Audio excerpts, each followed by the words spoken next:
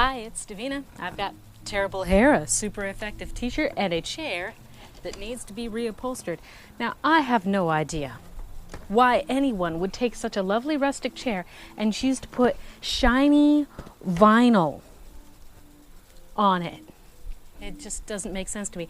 One of the problems I have with vinyl is it gets crispy over time, the older it gets, and it also cuts and scratches very easily. When vinyl wears out, it's a full blowout. So I'm going to remove this vinyl and replace it with this upholstery scrap. You can get samples sometimes of upholstery pretty cheaply at thrift stores or even from distributors. They don't want to keep these samples if they're not going to have it in stock anymore, and I think this is going to be just enough to cover. So I'm going to get working on this. Now, in order to do the work, you need to see how the underside is put together. This looks like I'm going to need a flat blade screwdriver, which I have, but sometimes it'll be put together with Phillips screws or even nuts and bolts. So you've just got to figure out how the base has been attached onto the chair. I'm going to take off this base and then we'll do some more exploring.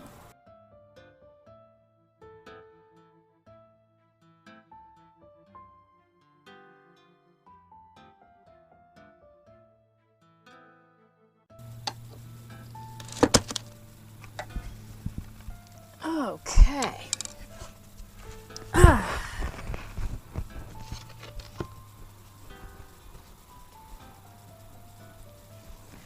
Well, this is interesting.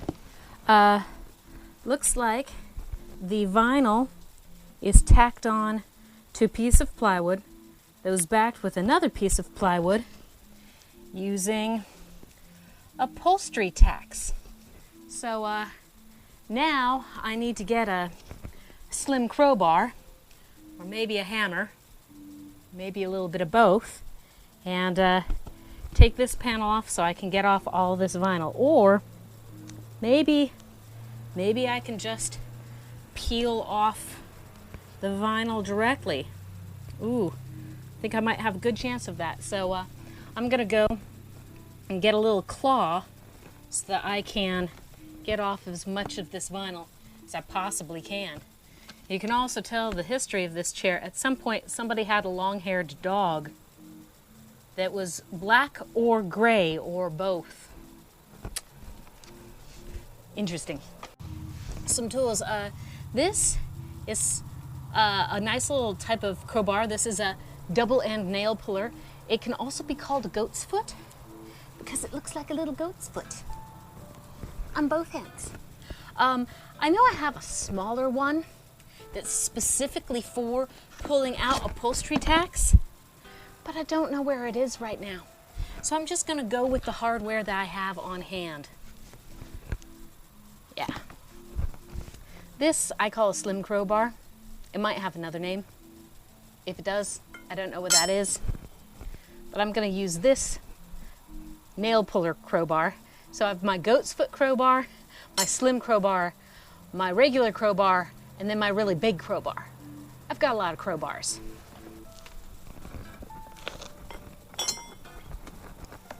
Okay, these are in the crevices and kind of hard to get out, but you do not want to lose track of where these are, because that is not going to be fun to come across later. So, keeping count of how many of these I pull out. And my crowbar is actually having a hard time getting into these ones that are in the cracks, so I might just be using my flat-bladed screwdriver.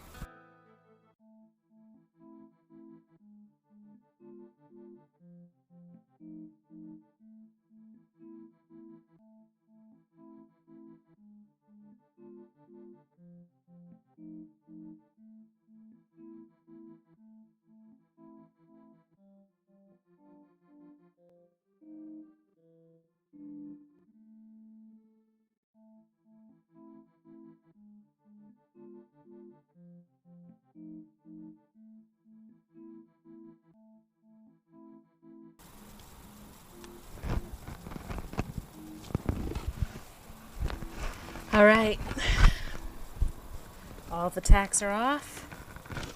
Now we get to see what's underneath.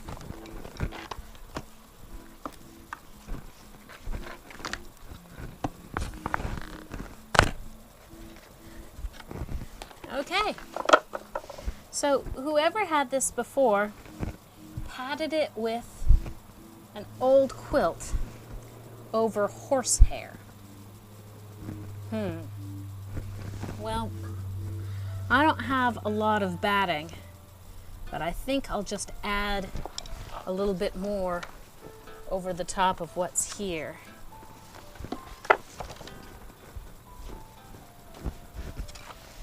The horsehair looks to still be in fairly good condition, so I'm just gonna leave that.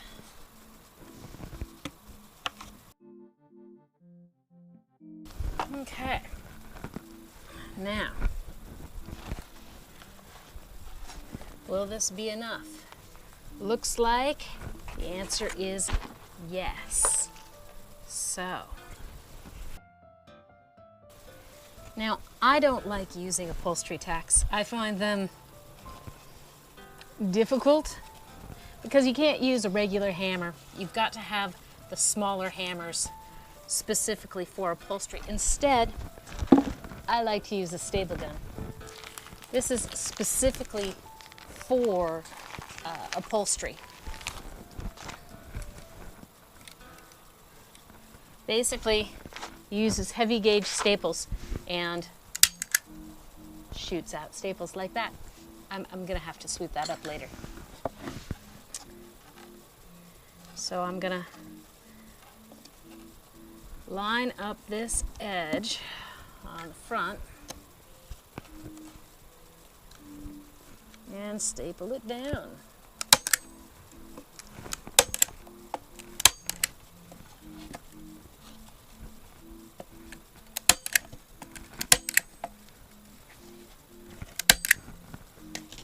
There we go with that. Now that I've got one edge down, I'm gonna lay in the batting.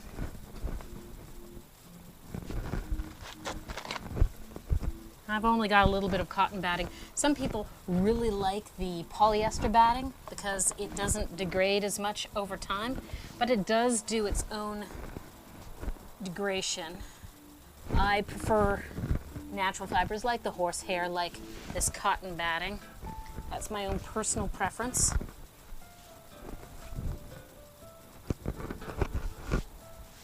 Scoot that more towards the front. Okay. Now,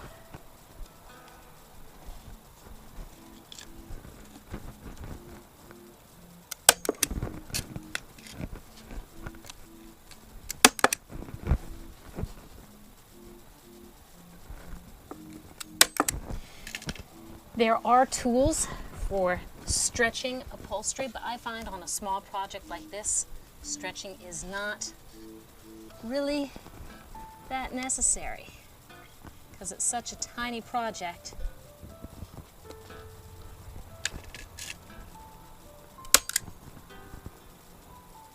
Am I out of staples? Looks like I am. Okay. Every staple gun is different. Yep. So make sure you're getting replacement staples suitable to your staple gun, because it will not use staples of the wrong size.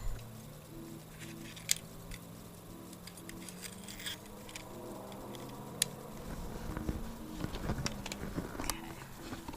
I'm gonna fold that down, give it a staple in that direction, fold it down this way, staple there, and there. Okay. In this corner now. Staple front edge, fold over, staple, and staple.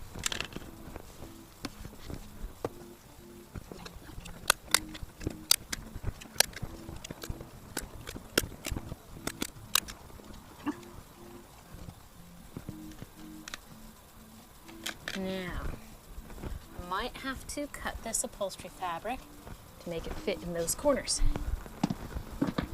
So let's bring this up back over.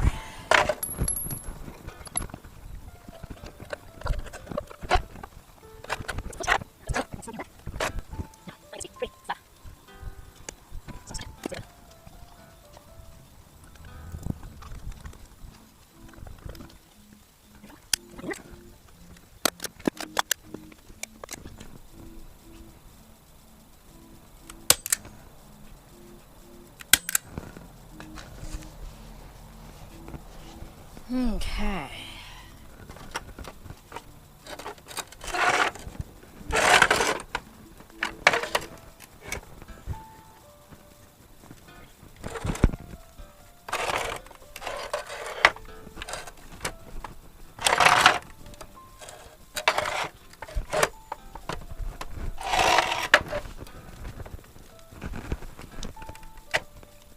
There we go.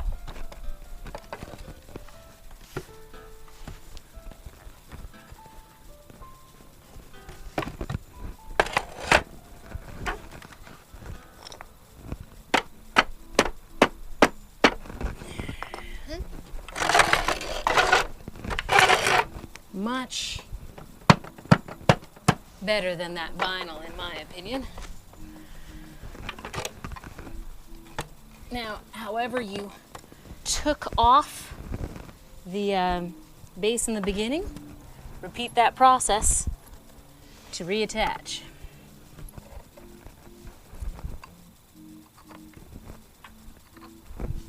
Now, sometimes, particularly if I'm working with screws, when I back them out, they will have stripped the hole. And if that's happened, don't fret. It's going to be okay. Just get a little bit of wood glue or even Elmer's school glue and some toothpicks.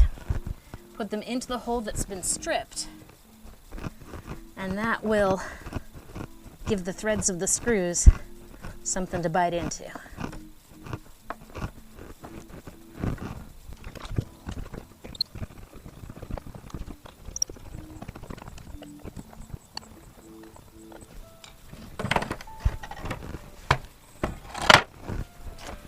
There we go.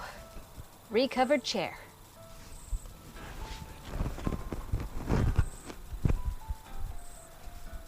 Thank you for joining me on this no-sew sewing, basic sewing survival video. You know what the drill is? Do all those button clicking things. Thank you very much. Goodbye.